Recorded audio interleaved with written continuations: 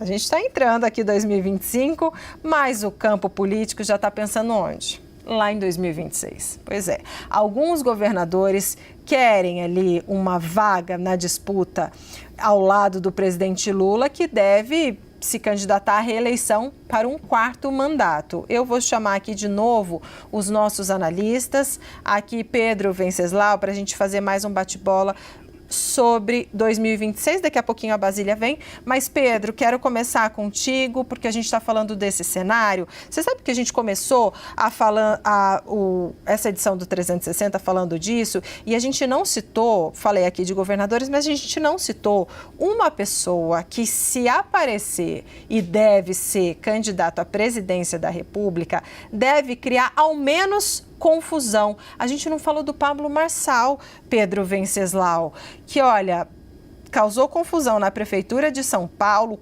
quase foi para o 2º turno e fez ali os candidatos à Prefeitura de São Paulo a mudarem totalmente suas estratégias de comunicação, né, os seus planos de governo. Foi uma confusão danada, mudar o tipo de discurso, né, falar ali empreendedorismo, enfim. Eu queria que você trouxesse um pouco do fator Pablo Marçal, que sempre fica rondando a política brasileira.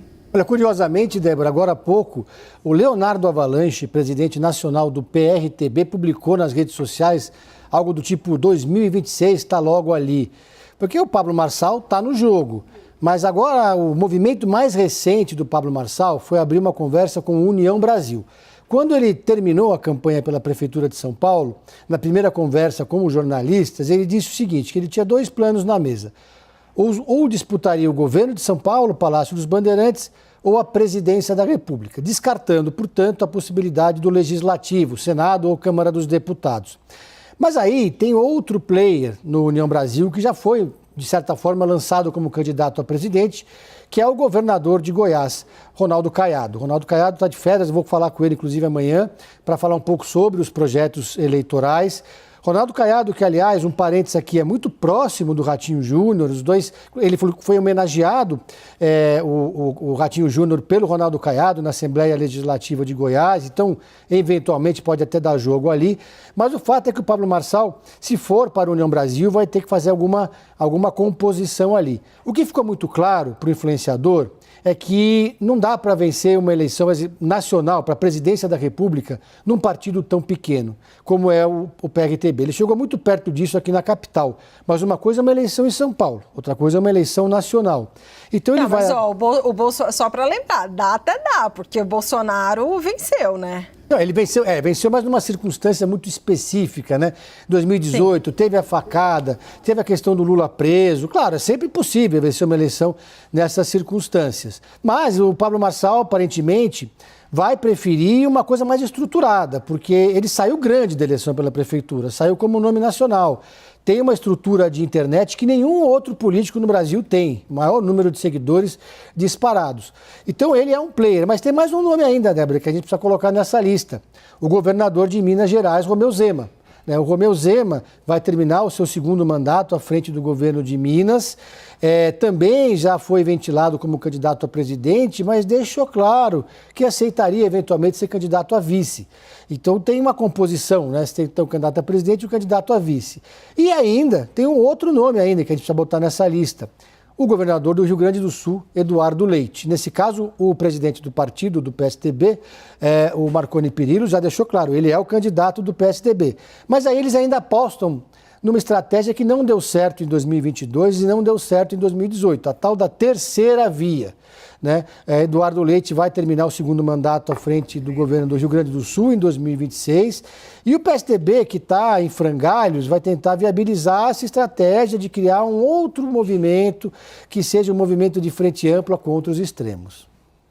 Certo. Vou chamar agora aqui para o nosso papo, Pedro, a Basília Rodrigues, para a gente falar então também, Basília, sobre esse possível cenário de 2026 que continua muito aberto, né? Com certeza. Tão aberto que pessoas que não têm nada a ver com a política podem querer também se lançar nessa disputa, né? Até chegada de fato de 2026. Você já tem alguns candidatos convictos que A gente não sabe se vai mesmo ser confirmada essa candidatura, mas são candidatos que no cenário político eles são claros, né? O presidente Luiz Inácio Lula da Silva é o candidato dele mesmo para uma eventual campanha em 2026. A gente não sabe como o Lula, como o governo vão chegar até lá, mas se as eleições fossem hoje, o governo não teria outro nome, senão o próprio Lula para lançar, não é mesmo? Você tem o Ronaldo Caiado, o governador de Goiás, que até já ampliou a sua articulação política pelo país, criando escritórios em outros estados que não Goiás, para falar de política, para levar alguns dos seus entendimentos, como o que ele considera importante para a segurança pública, por exemplo. Isso foi notícia, a gente chegou a divulgar no site da CNN Brasil, que é como a criação de escritórios políticos, né? Uma etapa embrionária ainda, já que não é campanha, nem é 26, mas o governador Caiado já se espalha pelo Brasil para se tornar mais conhecido de eleitores que não sejam somente os goianos e chegar forte em 2026. Estes são os candidatos convictos, a exemplo do Pablo Marçal, que com certeza deve vir com alguma coisa em 26, talvez a presidência da República. Para os outros, o cenário está mais nebuloso, né? Quando a gente pensa em Tarcísio Freitas, que bate o pé e diz que vai seguir para a reeleição de São Paulo, mas a onda política da direita, especialmente centro-direita, quer lançá-lo a esta candidatura em 2026. O presidente Lula tem tentado conversar com todos os governadores de maneira igualitária, tentando trazer esses apoios aqui para Brasília, tete a tete, mas é claro que, ainda que o assunto seja 2025, todo mundo está de olho em 26. Eu estou aqui me apertando para dar uma informação ou não, mas a gente já publicou no site da CNN Brasil, olha, a reportagem da Maria Clara Matos, ela falou com a assessoria de comunicação do cantor Gustavo Lima, que foi a notícia agora à tarde, se candidatando, lançando o seu nome à candidatura para a presidência da República. Notícia do site Metrópolis, que conversou com Gustavo Lima, trouxe declarações do cantor em que ele diz: o meu nome está à disposição, caso o país venha a precisar. Fomos atrás, então, falar com o próprio Gustavo Lima, com a assessoria dele. A Maria Clara Matos, nossa repórter, falou com a assessoria de Lima, que negou que existam, no momento, conversas a respeito de filiação do cantor a algum partido político.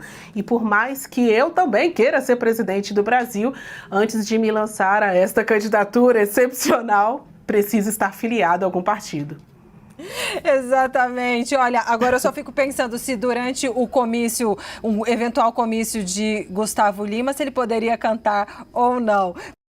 Olá, seja muito bem-vindo ao canal Além das Urnas. Se você gosta de conteúdos como este, não esqueça de se inscrever em nosso canal, ativar o sininho para notificações e deixar um comentário aqui no vídeo.